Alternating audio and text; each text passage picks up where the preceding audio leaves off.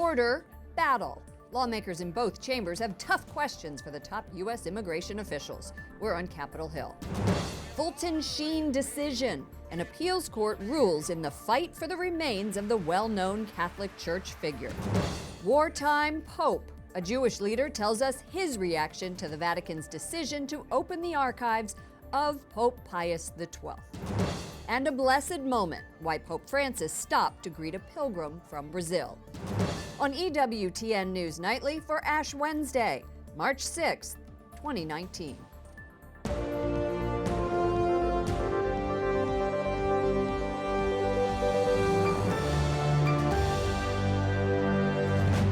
Good evening from Washington, D.C., and thank you to those of you joining us from around the world for news from a Catholic perspective.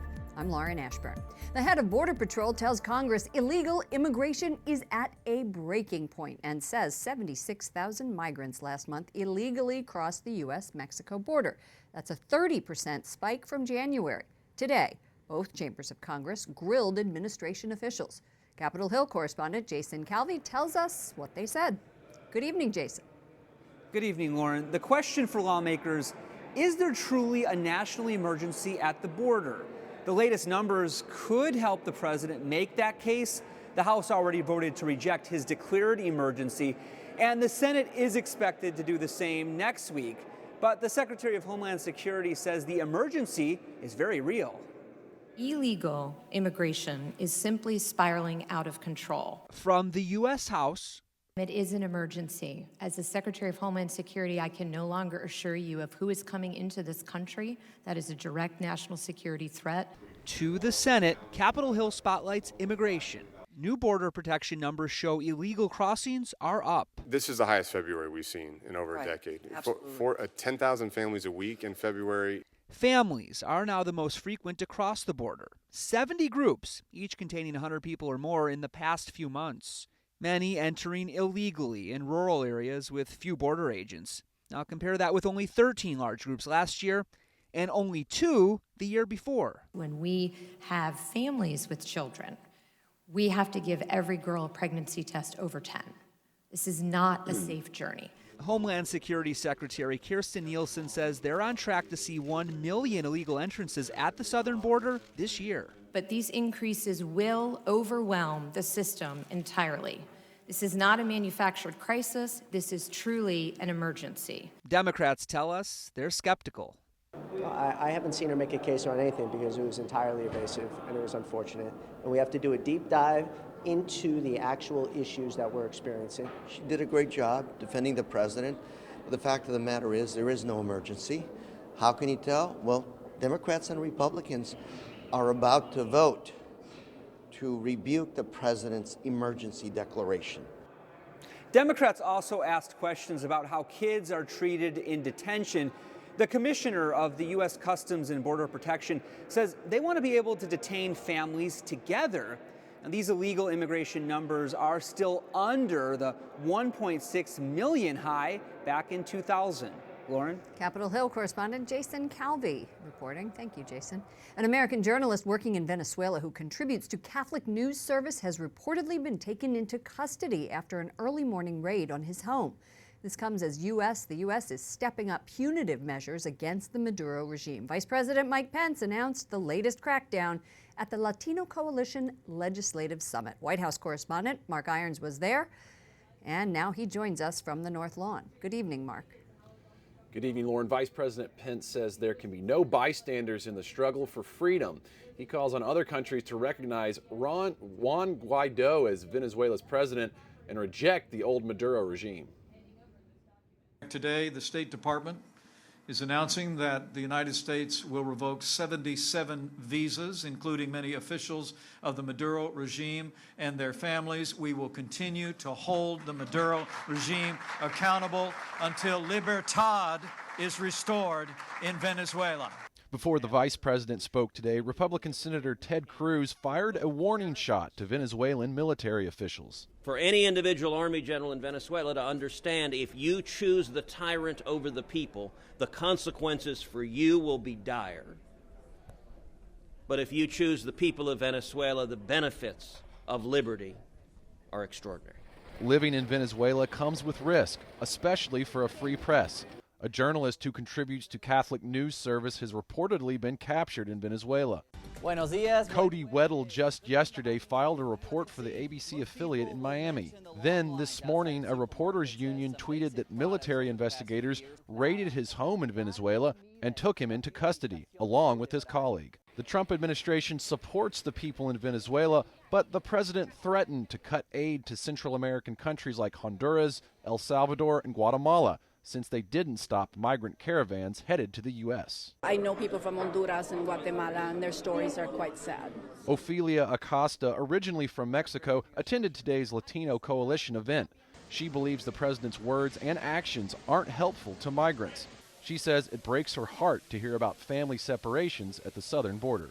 Because I came when I was 3, and my mom and 3 of us were brought to the U.S., and I can't even imagine being left apart from them.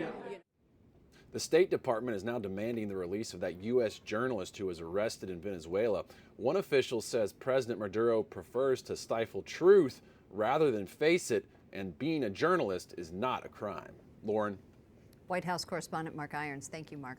An appeals court in New York says the remains of Venerable Fulton Sheen should be removed from St. Patrick's Cathedral in Manhattan to his home diocese of Peoria, Illinois. The ruling could pave the way for the Archbishop's beatification. That process has been suspended because the Diocese of Peoria says Sheen's remains must be in Illinois for him to be considered for sainthood. The Archdiocese of New York disputes the claim, saying the case can continue regardless of where the remains are at rest. The Archdiocese of New York says the trustees of St. Patrick's are considering their next steps. For more on this story, including why both New York and Peoria believe they should have the remains, visit our partners at CatholicNewsAgency.com. A Christian baker and the state of Colorado have ended their more than 6-year legal battle. Jack Phillips was sued last year after declining to bake a cake for a gender transition ceremony. Doing so, he said, would violate his religious beliefs. Last year, the Supreme Court ruled in his favor in a different case after he declined to provide a cake for a same-sex wedding. Pope Francis says he is praying for the victims of the deadly tornado in Alabama. A telegram from the Vatican to the Archbishop of Mobile says the Holy Father, quote, prays that Almighty God may grant eternal rest to the dead, especially the children, and healing and consolation to the injured and those who grieve. 23 people were killed in the storm last weekend. Church leaders in Mexico say 101 of the more than 150 clergy sexual abuse cases have been turned over to prosecutors. The Bishops' Conference says it is setting up listening centers to detect new cases and will conduct psychological tests for aspiring priests. There are new allegations or accusations of clergy sexual abuse and cover-ups against the church in Chile. Cardinal Ricardo Ezzati is accused of paying a man not to report he was drugged and raped by a Catholic priest in 2015. Ezzati has denied concealing clergy abuse. Fernando Ramos of the country's Catholic Bishops' Conference calls the claims terrible and unacceptable. Last year, Pope Francis requested the resignation of every bishop in the country. New images appear to show North Korea rebuilding part of a rocket launch site. Several organizations monitoring the rogue state say they're seeing activity at a facility that was dismantled last year as part of peace talks with the U.S. Correspondent Wyatt Goolsby has reaction from the State Department. Good evening, Wyatt.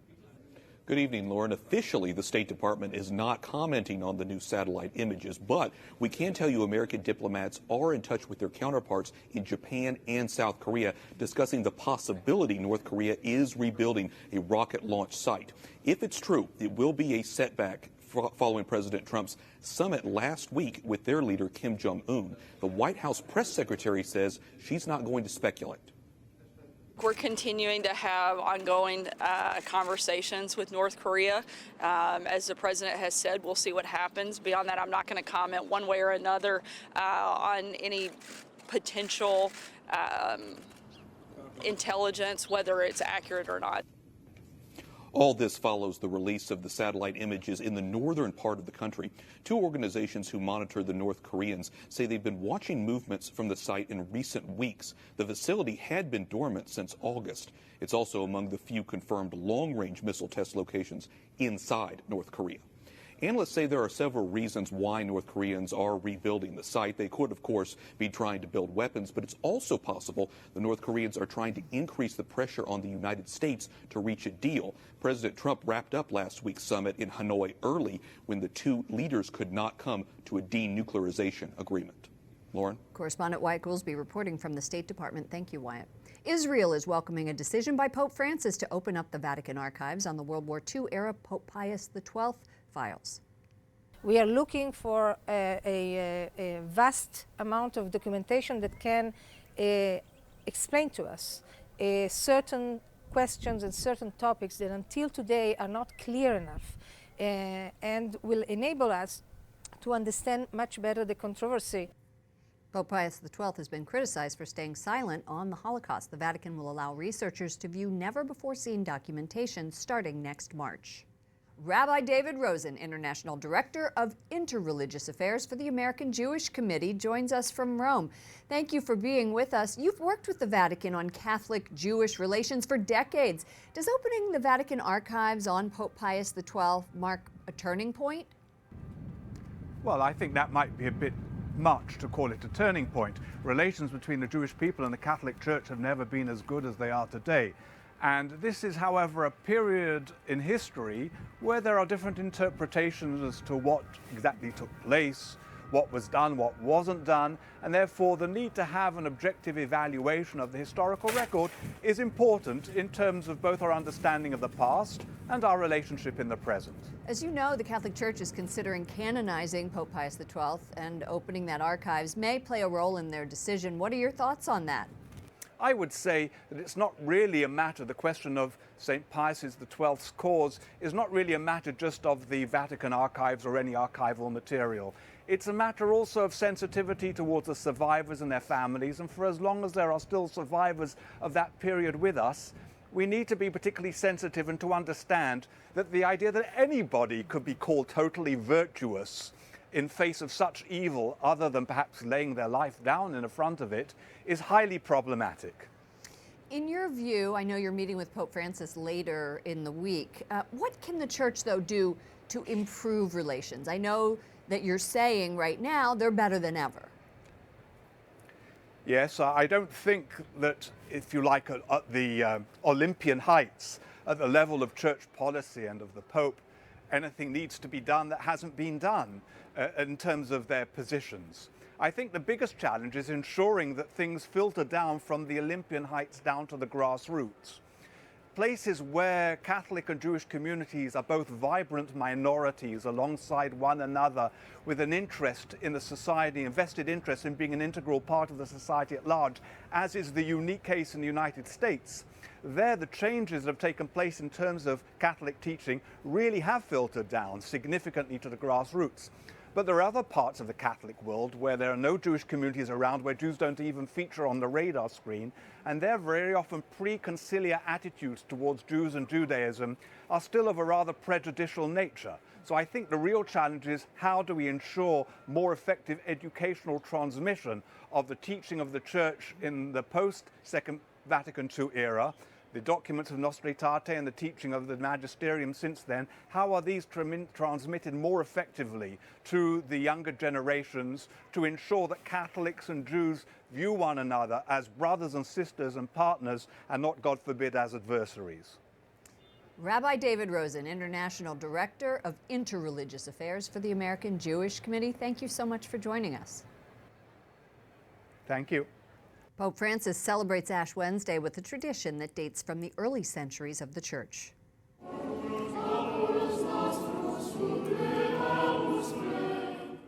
The Holy Father processed from the Basilica of San Anselmo to the Basilica of Santa Sabina in Rome. On the journey, the group asked for help from every saint and martyr during the 40 days of Lent. Pope Francis then celebrated Mass at Santa Sabina. An American seminarian deacon, Richard Mitchell of the Diocese of Gaylord, Michigan, tells us about the church where Pope Francis celebrated Ash Wednesday. St. Sabina is the first church on Ash Wednesday here for the station churches, and what makes it so special is one of the most ancient churches here in Rome. Pope Francis actually celebrates Mass here to celebrate the tradition and continue the tradition of the Pope coming here to celebrate the Mass, to lead the faithful. And what that does is that allows us to enter into a deeper community of penance with our fellow believers, but also to know that the universal church together, represented here by the Pope, we all start this idea of penance together and to come closer to our Lord, to ask for forgiveness for our sins, but to also grow closer to fill ourselves up with the mercy of the Lord. Coming up, a new poll on the American dream. Is it alive and well? And how pro-life supporters are protesting pro-abortion lawmakers.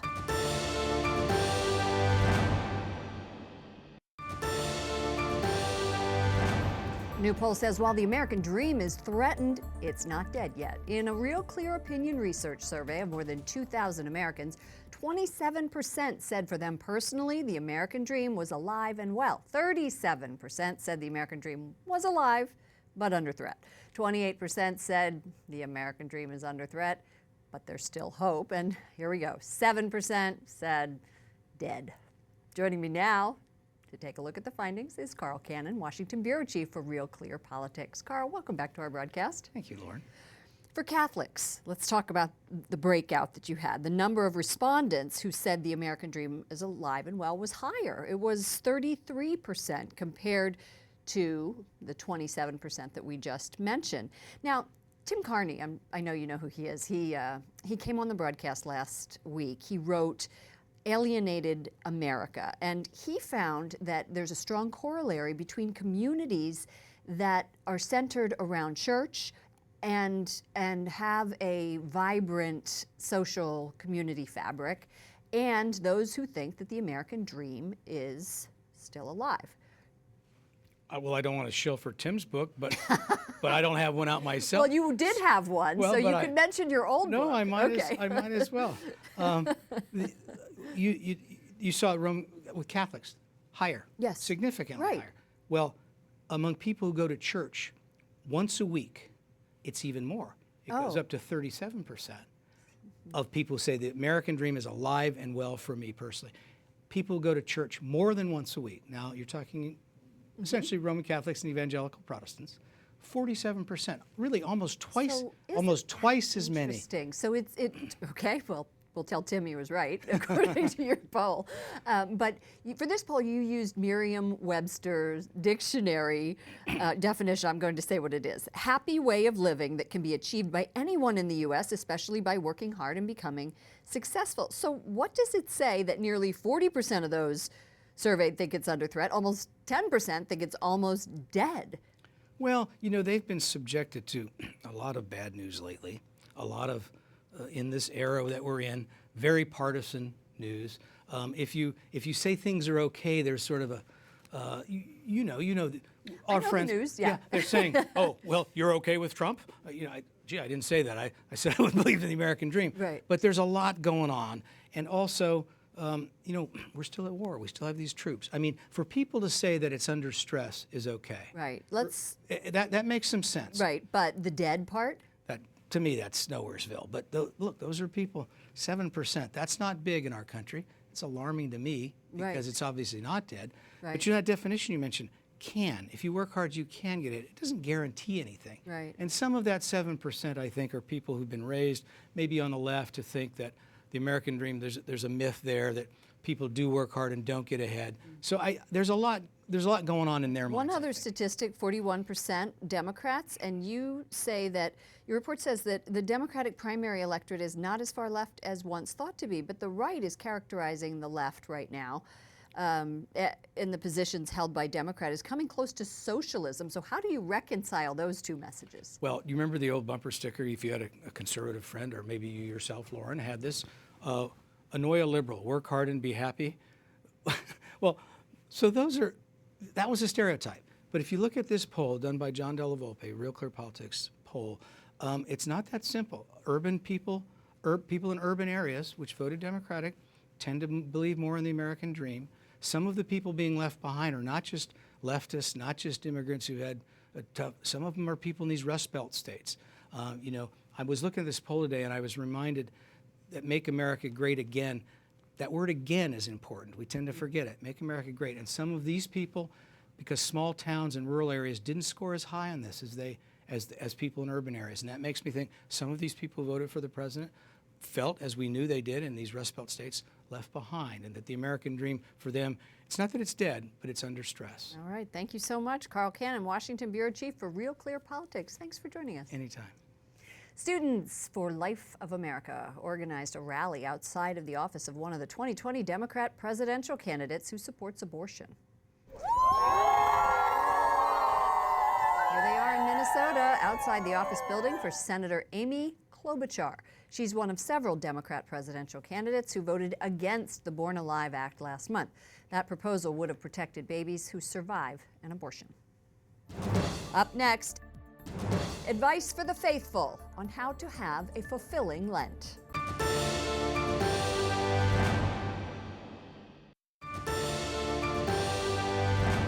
Catholic radio TV host and author reminds us it's never too late to strengthen our faith.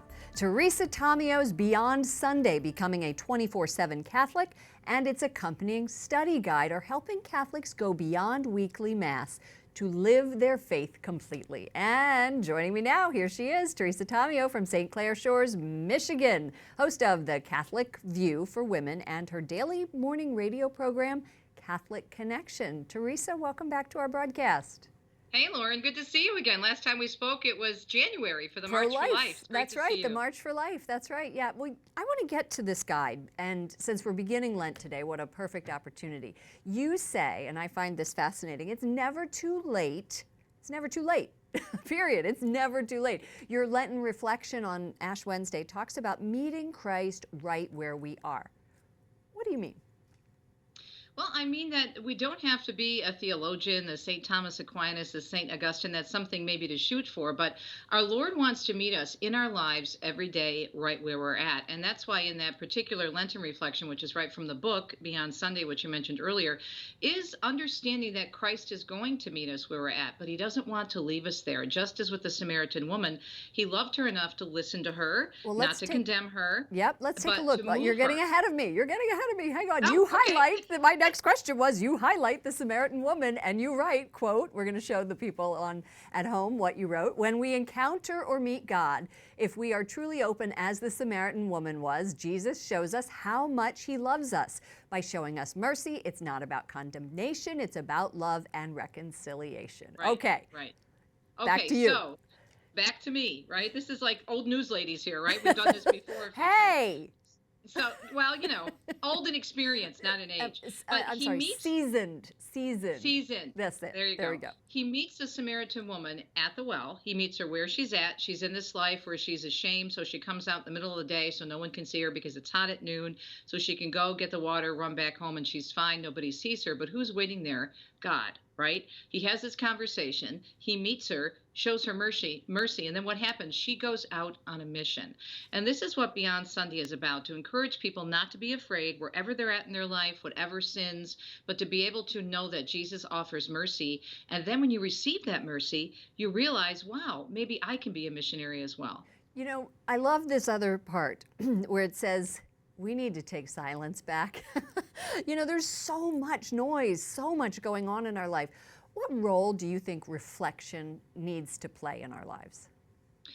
I think it's huge, and that's why in the study guide we have a whole series. As you mentioned, we have the book, we have the study guide, and we have a video series, and it's all encompassed in one nice, neat little package. They can go to osv.com, Catholic Bookstore, or to the EWTN Religious Catalog to get it. But one of the suggestions we make every week in our Holy Habit for the week is to remind people to silence the noise. Now, of course, you and I are in media, so we want them to stay tuned to us. But at the same time, even turning everything off on occasion, especially during now this season of Lent, is a really good idea, because we can't hear the voice of God if we don't silence ourselves enough. And 1 hour a week, while of course the Eucharist is a source and summit of our faith, but 1 hour a week is not going to do that if we don't allow ourselves to get in touch with God after we walk away from Mass every Sunday. A priest told me once to schedule time to read the Bible and schedule time on your daytime or on your phone for just that, for reflection. I have to leave it there. Teresa Tomio, EWTN host and author, Beyond Sunday, Becoming a 24/7 Catholic. Bye, Teresa. Thank you. Thanks, Lauren. Finally tonight, a moving moment in St. Peter's Square when Pope Francis stopped to bless a pilgrim.